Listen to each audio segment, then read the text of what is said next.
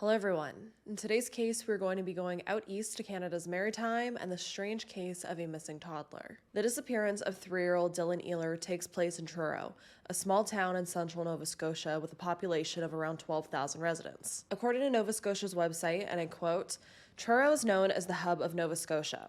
Its size, central location, and historic downtown makes it a popular home base for exploring the province and the world-renowned tidal phenomenon of the Bay of Fundy, unquote. Now, from what I've read, the Bay of Fundy has one of the strongest tides in the entire world, so people like to go there to see the tidal phenomenon. Now, interestingly, Truro is actually the town where very close family friends of mine live. It's a town that I've always wanted to go visit. I've always wanted to explore Nova Scotia, but I've never gotten to yet, and I still hope to one day. But when I seen Truro was where this case took place, I knew I needed to cover it because I just felt like a connection there because I do know people that live there. However, in April of 2020, Nova Scotia would be rocked by a mass shooting, and followed by that would be a helicopter crash. Just weeks after all of that happened, Truro would once again be rocked when a small child would go missing.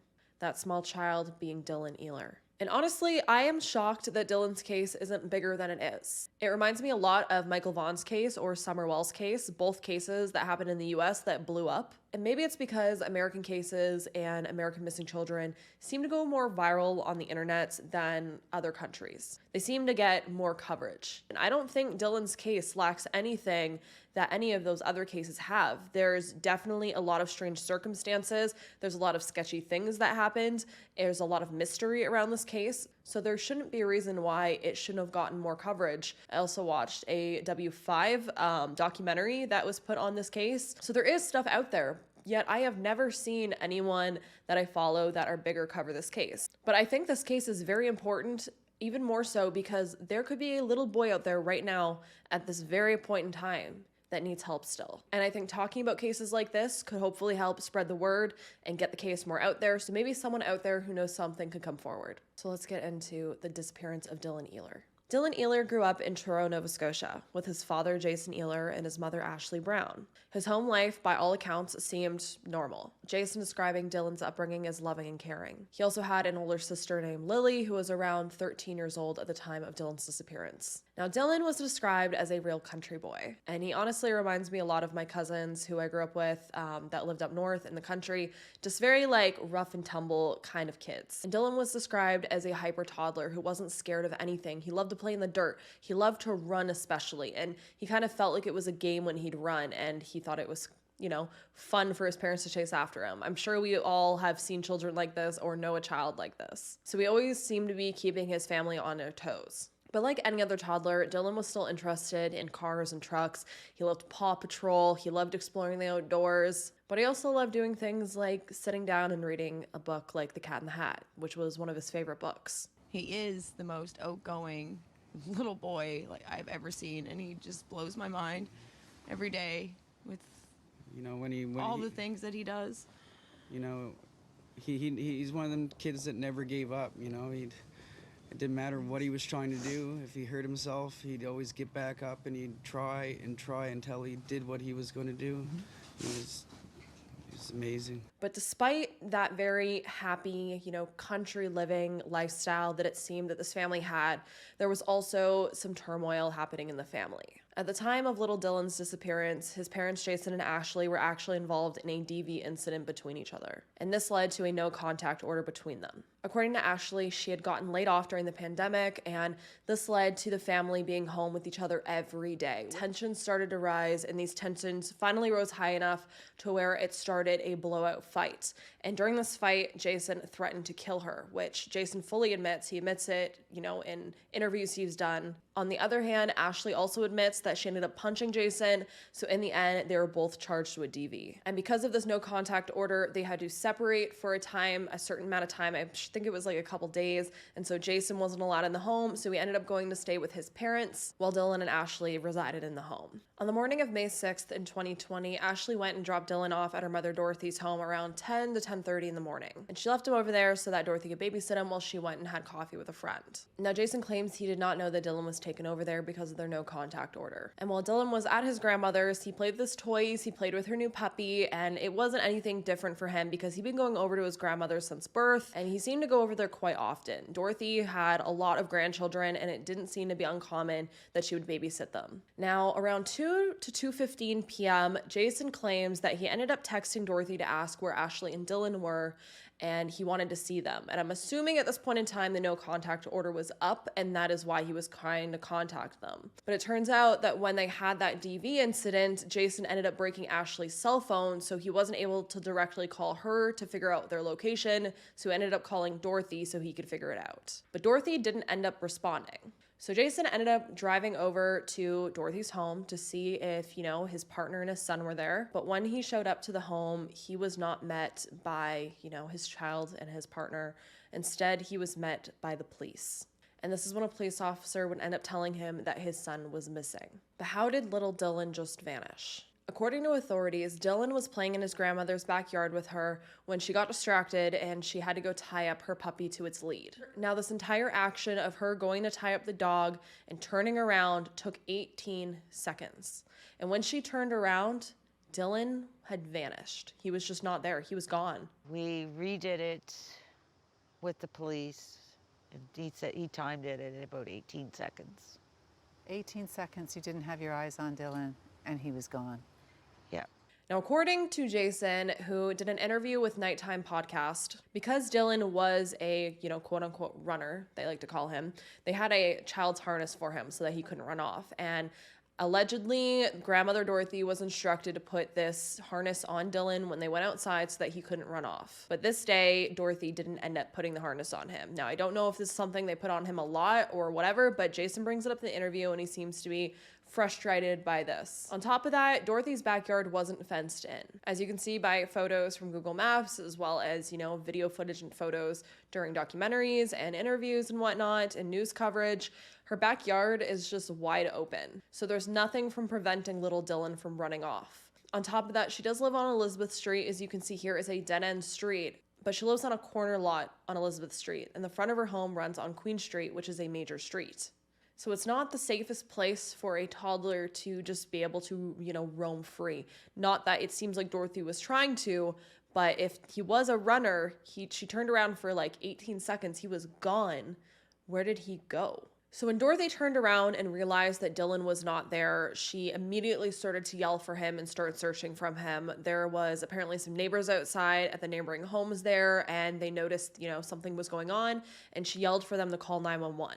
Dorothy and these neighbors went up and down the street. They tried to look everywhere they could think of to find Dylan. Dylan would be reported missing at 1:24 p.m. that day. Within 5 minutes, authorities would be on the scene, but a lot of the other search efforts seemed to take a little longer, which we will discuss a bit later. But in the end, search and rescue teams, boats, underwater cameras, and dive teams from Colchester County and from Halifax combed the area and the nearby Salmon River for days. They also brought in a canine as well as a helicopter that flew over the area about 8 separate times. Now, according to Dorothy, she tried to provide the police with one of Dylan's shirts so that they could use it with the canine to track his scent. But also according to Dorothy, the officer ended up saying that they didn't need it, which both her as well as me, when I heard that, found it very odd, because how are they going to find Dylan without his scent? Like, the whole point is the dog tracks the scent of who they're looking for. So how's the dog supposed to track him if they don't have a scent? You know what I mean? So I don't know about that. I don't know why that would happen. I'm very curious. I've seen some interviewers speak to the police about this case, but I've never seen them ask this question. Okay, so Dorothy lives on Elizabeth Street, and behind her neighbors' homes, there is a small stream called Leper Brook. This brook runs into Salmon River, a river that connects to the bay and then eventually the ocean. On the first evening of the searches, investigators ended up finding one of Dylan's rubber boots in a trashed shopping cart in Leper Brook. A couple hours later, they ended up finding the other boot, and this boot was also submerged in water at the mouth of the river, apparently under near where the train tracks are. It's never a good sign when you find an article of clothing that a missing person was supposed to be wearing in something like a body of water. But these boots have been a huge point of contention with the family. According to Jason, and I quote, "The boots don't make sense. The boots have never made sense. People covered the ground as soon as Dylan's grandmother screamed for help. As soon as the grandmother called for help, there was a guy instantly at the brook, and there was nothing. No boots, no boy, no nothing. There were 2 boots that were near the water, and they were found 6 or 7 hours after he disappeared, end quote. And Dorothy said something similar during her interview, and it seems that Ashley also agrees that the boots are weird. Now, despite these boots in the water being weird, Dorothy also confirmed in her interview that Dylan was a runner and he had run from her home before, making it both across her street as well as down Queen Street, which is the major road that runs in front of her house. This major road where a small toddler could possibly get hit at. And that's a safety hazard if he's running into this major street. Now, as always, Jason, Ashley, and Dorothy were all interviewed by law enforcement. It's just standard practice, interview, the parents, the family members closest to him, the last people to see him. Dorothy also admitted that she did multiple polygraphs and said she passed them. And at this point, it seemed like police didn't feel like there's any foul play involved. And to this day, they still don't think there is. Their going theory seems to be that Dylan ended up somehow falling in that brook, in Leper Brook, and he was washed away to sea. And because of this theory, a week after Dylan went missing, authorities ended up placing a weighted dummy into Leper Brook. This mannequin was made to match the height and weight of Dylan, and it was also wearing similar clothing that he would have been wearing that day. They also equipped it with a transmitter so that they could track the movements of it in the water. Now, before launching this dummy into the water, authorities ended up doing their research. They ended up pulling past logs to figure out what the conditions were of that river or that, stream on May 6th, so that they were able to launch this dummy on a day that as closely as possible matched the conditions of when Dylan had went missing if he had fallen into that water. Now, despite trying to match the conditions, I did see that the river would have been like a meter or something higher, I seen, than it was when they launched the dummy, which doesn't seem close to the conditions to me, in my opinion. And despite that, according to Jason, the results authorities got were not what they had hoped, because the dummy kept getting caught in debris. Jason also claims that this dummy wasn't placed in the Leper Brook where, it's thought that Dylan would have fallen in. It was placed farther up the river where there was less debris. And according to Jason, if they had placed it where they thought Dylan had fallen in, that it would have gotten caught up in the debris even more. But according to authorities, this creek was rushing very fast. The waters were very high, but that leads everyone to question, including myself, if this creek didn't have the power to wash Dylan's boots out, how would it wash out a toddler? And as days turned to weeks, Dylan's case went from a search for a missing toddler to a recovery mission. And Jason and Ashley would end up finding out on the news, which is just, in my opinion, it's terrible. Because at this point, Jason and Ashley were still hoping that Dylan was out there somewhere, and they were worried about him being cold and, needing a diaper change. They weren't thinking about their son being dead.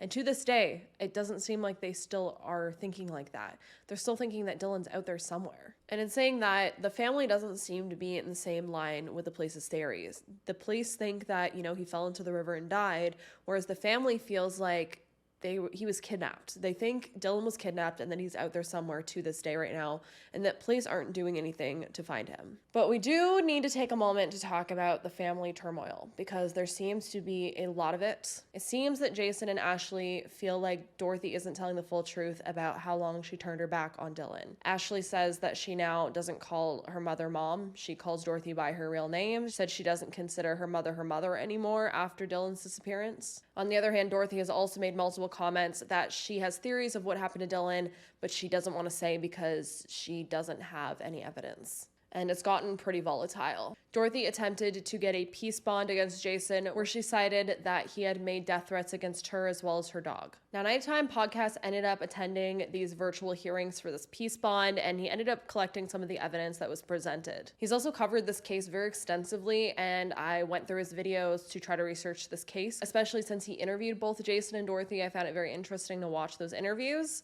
so I definitely recommend you go check him out. He does have some great information on this case. So when Dorothy first filed this peace bond, she claimed that Jason said, and I quote, "I will kill you. I will leave you in a pool of your own blood. I have native friends that will beat the hell out of you."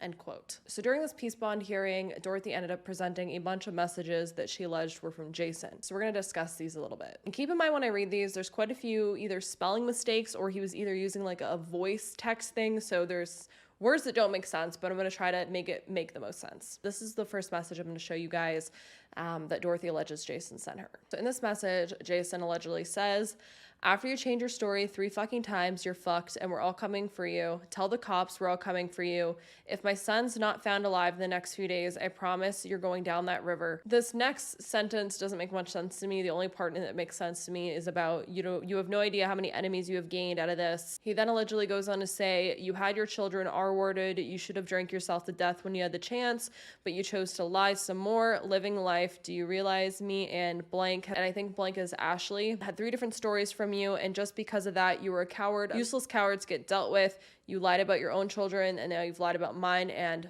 blank. I think it's Ashley's child. You were going to jail for attempted murder, or you will be murdered. I promise you that with everything I have, every inch of my body, and it's not just me. It's going to be a whole mob of us. There's going to be 40, 50, 60 people putting you in your grave when you're done. End quote. That's a lot to take in right there, but it keeps going. In the second document shown, Jason allegedly says, oh, you have no idea the amount of people I've beaten up in my life, and what I'm going to do to you is unimaginable. By the time they find you, there'll be 60 fingerprints. There'll be so many people beating you that you can't convict shit because there's too many people fucking you up. It's okay, we know some people. Okay? Why don't you listen to your daughter and unalive yourself before somebody does? Actually, I have 5 of my good friends and I would love to do to you, and they would love to kill you. Place set where you want to die. You can pick or we'll choose for you. Again, more very inappropriate messages to be sending. In this one, Jason allegedly says, how can you have that dog? That dog was more important than my son. I promise you I'll be killing that dog too. Well, y'all be laying in blood soon. Take it as a promise that the threat, whenever the fuck you want, because this isn't blank talking. This is buddy. We dealt with people worse than this. I'm part of the Hells Angels, and we don't like kids that get picked on or lied about or are worded under the parents' supervision. Unquote there. So after all of that, Dorothy ended up posting a post on Facebook, which I will read you all here because it was also allegedly shown. And Dorothy ended up writing in this Facebook post, that's it. I've had enough of this shit. You want to trash me online and point your finger at me? Why don't you finally come clean and tell people what you did to your son? Where are you and your lackeys hiding him? And what did you do? Come clean and tell the truth. Why not tell everyone you're a cokehead while you're at it and that you can't hold down a job? They say the guilty always blames others over and over, and here you are trying your best to keep people focused on me. You've been hard at it, pointing at me for the last year, and I'm done with you. Instead, why don't you do the right thing and bring Dylan home? You want attention? I will sure make sure you get it, and your people set me up and did a pretty good job, but your game is over, and just go and confess, and I was out looking for Dylan off and on all night. What were you doing? Oh yeah, nothing. That's what. You wanted my attention. Here I am. Go turn yourself in. So as you can see, there is a lot of contention between both Dorothy and Jason.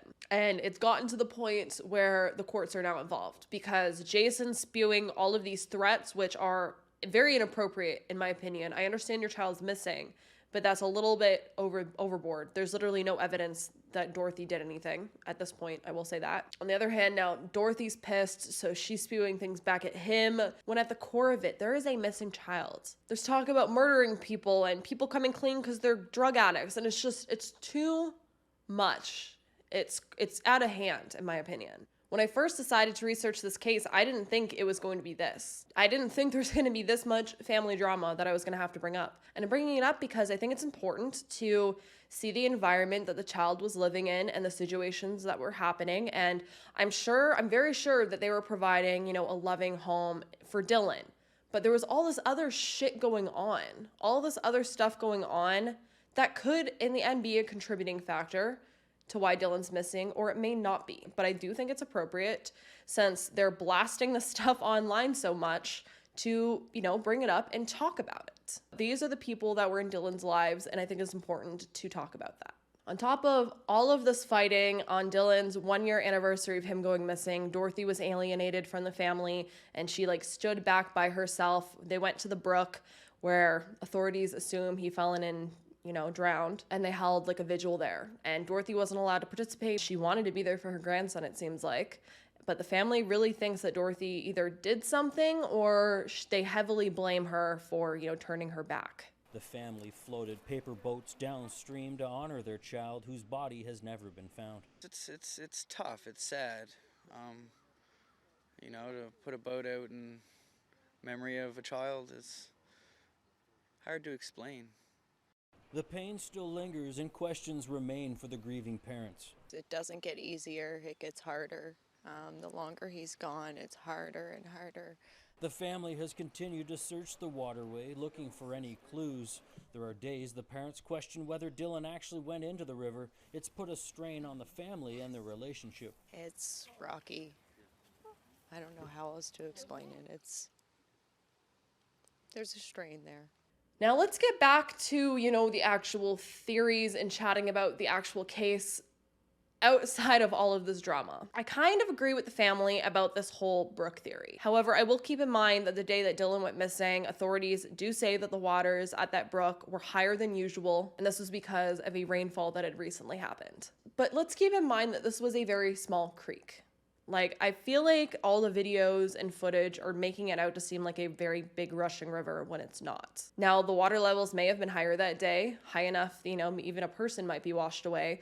In the river portion, I don't know about this little creek spot behind where the homes were though. And I understand people can drown, especially children, in very small amounts of water. I'm not saying that that's not possible, but it does make me wonder, how did his boots, not wash away, but Dylan did? How would a toddler not get caught up? On top of that, this isn't like a stream you'd go play in. It's, behind the homes, it's pretty isolated. It's not like a swimming spot or anything. It's like a dingy old creek. And to believe that Dylan fell in this brook would also be to believe that he ran from the backyard, through a neighbor's yard, through this little wooded area to even end up in the creek. He'd either have to go that way or he'd have to go in front of his grandmother's home, down Elizabeth Street, underneath the train tracks, under a bridge to even access the creek.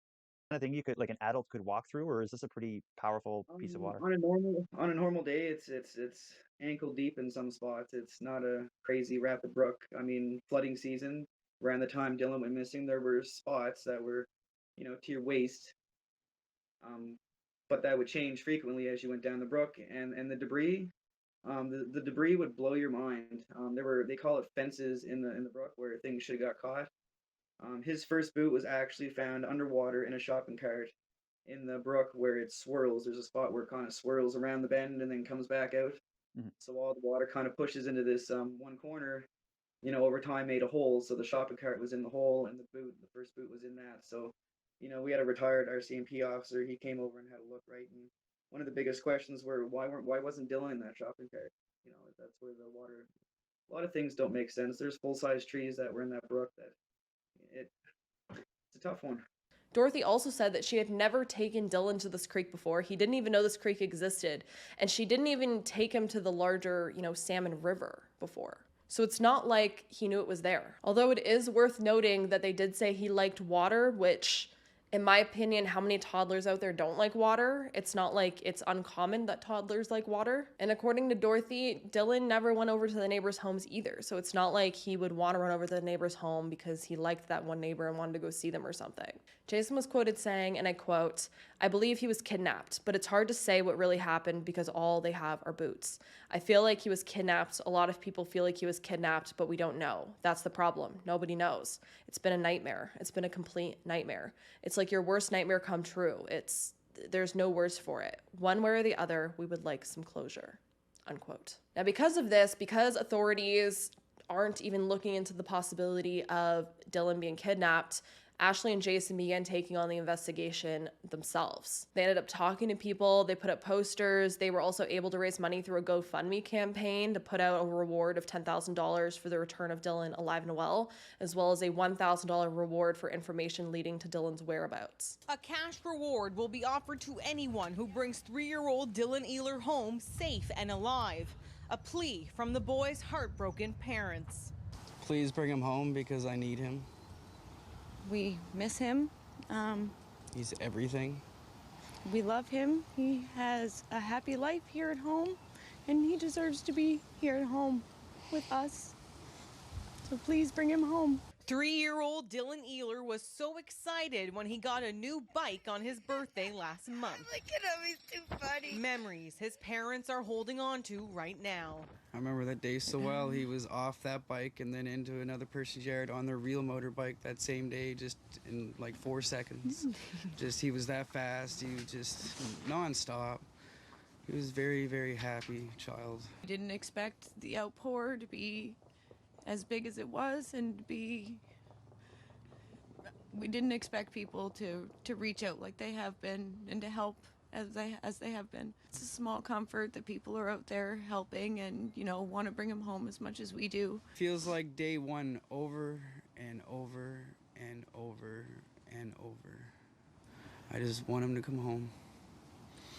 And a plea for a miracle. We're just completely heartbroken and afraid, but we're remaining hopeful that somebody will bring him home. There will be a miracle and he'll come home. Sickeningly, though, the Ehler Brown family has received multiple false ransom calls and tips regarding Dylan's disappearance, which is disgusting. Absolutely fucking disgusting that people do this. And I feel so bad that the family had to go through this. Multiple people calling in saying that they know where Dylan is and they have him captive, and if they don't give them money, they're going to hurt him. It's just gross. Actually trying to connect with you and say, we have your son? Oh, that they're gonna kill my son if we don't give them so much money. A guy sent a picture of, I think it was a picture of maybe Dylan, but it was all photoshopped and looked like he had bruises on his face and stuff, and he wanted 3 Bitcoin, which is worth $40-some thousand, untraceable money. There was another one where he said he had Dylan in the truck and he tossed him out the window doing 100 kilometers if I didn't send him a couple $1,000s. About a year and a half ago, Dylan's disappearance was also featured on an episode of W5. It showcased how the police had stopped their searches and how Jason continued to go out and look for his son on his own. It also showed how their home is still suspended in time with Dylan's belongings waiting for him to come home. It's heartbreaking. However, things would take a turn on February 17th of 2022, when a little boy around 5 to 7 years old was found wandering alone in Cincinnati, Ohio. He was found by a passerby and he was wearing a soaking wet sweatsuit, gym shoes, and it was freezing weather outside, according to the man who found him. This boy was also said to be nonverbal, so they couldn't figure out who he was. And this little boy sparked a lot of interest because he seemed to resemble Dylan a lot. In my opinion, I think he does look quite similar to Dylan. And he also was around the same age that Dylan would be in 2022. However, at the end of the day, this little boy turned out to not be Dylan. Things would take another turn in 2022, about 2 years after Dylan's disappearance, when his father, Jason, who is now 34 years old, was arrested on January 11th and charged with 33 counts, including 11 counts of fraud, 11 counts of forgery, and 11 counts of false pretenses. Court information would later show that Jason was accused of falsifying checks written from a Melanie McCormick to himself for various amounts ranging from $100 to $400 each. He's accused of cashing in and defrauding the TD Bank, Royal Bank of Canada, and Bank of Montreal in Truro on occasions from November 15th to 23rd in 2021. Even before these charges, though, Jason and the police were at odds. He actually ended up arranging a protest that took place inside the police station lobby, trying to rally for his son's case, and filed multiple complaints against the Truro Police Department because he felt like the Truro Police were not doing enough to find his son. They essentially seemed to have given up because they think he washed out to sea. And because he did all of this, police ended up cutting the family off and telling them that they were only going to be getting, weekly phone calls now. They weren't going to be getting updated as much, and they weren't going to be brought in on the case as much. Because despite police not looking, it's still an active investigation, this case. They've never closed the case. They've never filed him as deceased, nothing like that. But they're just saying that they don't think he was, met by foul play. They think he fell in the river. I made my police complaint. Chief McNeil called me and said, "You slowed down your son's investigation. You're not to talk to the lead investigator, and you're to get 1 email a week because you filed a complaint." I was instantly angry. What do you mean that's going to slow down my son's investigation because I think you guys did something wrong? At the end of the day, it doesn't matter what they think about us. The child's missing. Who gives a shit about us? I just want to say this here because I know I just brought up these charges that Jason was facing. I know we spoke about DV earlier. I want everyone to keep in mind that just because Jason has these charges of fraud and DV, it doesn't mean that he kidnapped or murdered his child. It doesn't mean that at all. There are tons of people who have charges, who have been to jail, who are in jail right now, who would never dream of hurting a child, especially their own child. That's why there's this whole notion that, people that hurt children when they go to jail, that they get killed. Because, normal people don't want to hurt children. Even if they're, going to commit fraud, they might even murder adults. But children are sacred, and most people don't like child killers or child, abusers or anything like that. People don't like that. So I'm not bringing up his charges to say that it has anything to do with Dylan. But again, I do think it's important to talk about the people involved, especially since these charges are public knowledge, and the same goes for Ashley. She also, was charged of DV, which I mentioned at the beginning of the case. I brought up allegations against Dorothy. None of this may mean anything towards Dylan. None of this means that they are guilty of Dylan going missing, but I do think it's important to include them to paint the full picture at hand. And, Jason wasn't the only one getting heat on him. Meanwhile, web sleuths were digging up past TikToks from Ashley, TikToks from before Dylan had even gone missing, and people were bashing her over these TikToks. And honestly, I'm gonna say right here, I don't think the TikToks mean anything. She used one sound from Tiger King and another sound from Frozen that, looking at it now, seem in bad taste because Dylan was in some of them. They say certain things that sound sketchy now that Dylan's gone. But keep in mind, thousands of people use these sounds on TikTok. I don't think they mean anything. It's just a TikTok. And I don't think Ashley is deserving of the hate that she's getting because of literally TikToks, which aren't evidence at all. People were literally sending her death threats, telling her they hoped she got hurt in jail. They were accusing Ashley and Dorothy of being Satan worshipers and sacrificing Dylan. It got way too out of hand. This woman is grieving the disappearance of her child. Obviously, we don't know what happened to Dylan, but we can't accuse parents like this with literally no evidence. Not even the police are looking at the parents. They're not even looking at Dorothy, as far as everyone knows. The police even went and investigated these TikToks because people got so upset, and they came to the conclusion they had nothing to do with Dylan's disappearance. So honestly, it's in bad taste for web sleuths and, anyone online bashing these people over TikToks. And I don't want that kind of energy on my videos. I don't want that kind of energy in my comment section, and I'm saying it now. I don't want that energy. And I really hope my viewers are more respectful than that. Now, as of recently, authorities have released a new sketch of Dylan at the current age he would be, so around 5 to 6 years old. And they're hoping that this sketch can help reignite some information on his case. And if you haven't noticed, after everything that I've said in this video, the Truro Police Department has been heavily scrutinized in this case. Police seem to really zero in on this river for some reason, and the family is very upset by that. There's also countless other complaints by the family, including the police waiting 3 hours to issue a missing child alert. There is no record of any alerts or advisories on the Truro Police or town Facebook pages on May 6, 2020, the day Dylan disappeared. The town Twitter account did tweet out Dylan's disappearance within an hour.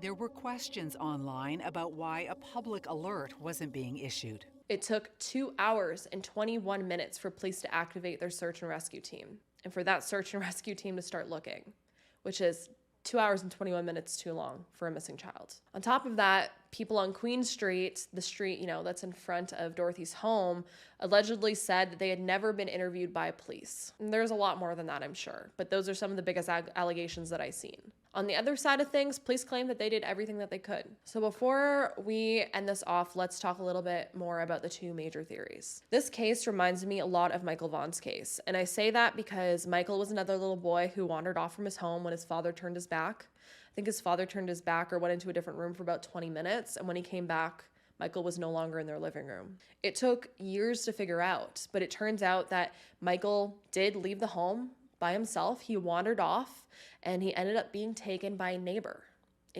a couple blocks down that had bad intentions. Now, his case hasn't officially been solved yet, but there are people arrested in his case finally. But in his case as well, the parents were heavily scrutinized because how can your child just disappear? How can they just wander off? But I think Michael's case is a great example of how a child can just wander off. He, let himself out of the house, he wandered down the street, and he ran into the wrong person. And that person took advantage of the situation because it was like a wrong place, wrong time kind of thing.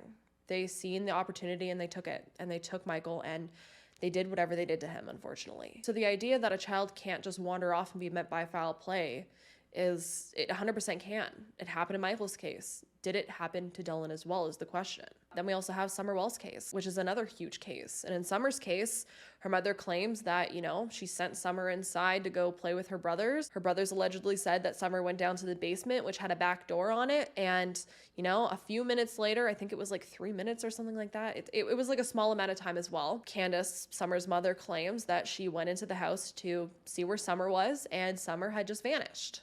Where did Summer go? We don't know. And to this day, Summer has also not been found. Now, in that case as well, the parents are heavily scrutinized. I'd say they're scrutinized with maybe more, I don't want to say more evidence. There's a lot more sketchy stuff in Summer's case than I'd say there is in Dylan's case, in my opinion. On the other hand, law enforcement feels that Dylan fell into that brook and was washed away into the ocean. And they feel that's why they recovered his boots there. However, the family seems to feel that someone might have kidnapped Dylan and thrown his boots over the bridge that goes, over the river. And that's why the boots were found in there, to make it look like he had fallen in the river. And it was a diversion. And it seems to be a diversion that worked if that was the case, because authorities believe he drowned and he fell in the river and he's gone. Now, if someone did kidnap him and do that, they gotten away with it at this point, which is unfortunate. It's very unfortunate. But honestly, I don't think we can say either way. There's literally no evidence in this case. And I feel like with what little information we have, it could go either way. I can see both situations. I can see both possibilities. If the waters were running that high that day and that fast, I can see how a toddler would be swept away. But what I can't understand is why he would go to that water, how he got to that water. I don't see the logical reason that a toddler would run towards a body of water they don't even know exists to go play in it. Like, it just doesn't make sense to me. On top of that, if Dylan did disappear in 18 seconds, and as soon as his grandmother turned around, she immediately started searching and other people came to search, that means that they were searching for him in like 30 seconds to a minute. Can a toddler get far enough away in that time frame to just disappear is the question. How did someone not see him running down Queen Street if he did run down Queen Street in that short amount of time? If they did go and search the river so immediately after he went missing, how didn't someone find him in the river? Wouldn't he cry out or scream for help or something if he hurt himself or fell in the river? You think he might have, unless he just instantly started drowning, but you think he would have made some kind of noise. I mean, kids are fast, but is he that fast to just disappear like that? So that leads me to a couple theories and questions that I still have. Theories and questions that don't align with either of those situations. I wonder if Dylan has ran down Queen Street before, like his grandmother claims, which, is a more major street. Is there a possibility that he ran out into the street and was hit by a car and that, motor vehicleist got scared? They ended up scooping him up and taking him away somewhere because they didn't want to get in trouble for, murdering a child by hitting them with their car. I mean, it would have been an accident, so I don't see why someone would do that, but maybe they were drunk driving, maybe they're doing something, I don't know. Obviously, this is just a scenario that I've, come to the top of my mind, but is there a possibility that he did run out into that major road and get hit by someone? It also makes me wonder, could Dylan have, if he was that fast and he did run, down the street somewhere, did he run to the wrong person's house or by the wrong person's vehicle that drove by, just like Michael did, and it ended in foul play because of that? By an individual who seen the child out there, who had bad intentions, and they took the opportunity and acted on it. Or could there be something more sinister at play here? Something that no one wants to talk about? Could someone close to Dylan be lying? No one knows because, again, there's literally so little evidence. And I honestly think any scenario is possible right now at this point until there's more evidence that, may sway someone in a certain direction. We don't know if he was taken. We don't know if he drowned. We don't know if he's alive. We're stuck in limbo. The only time I feel at peace is when I'm searching for him. I can breathe. When I'm not, I can't breathe. Get some sightings and hopefully we can find him.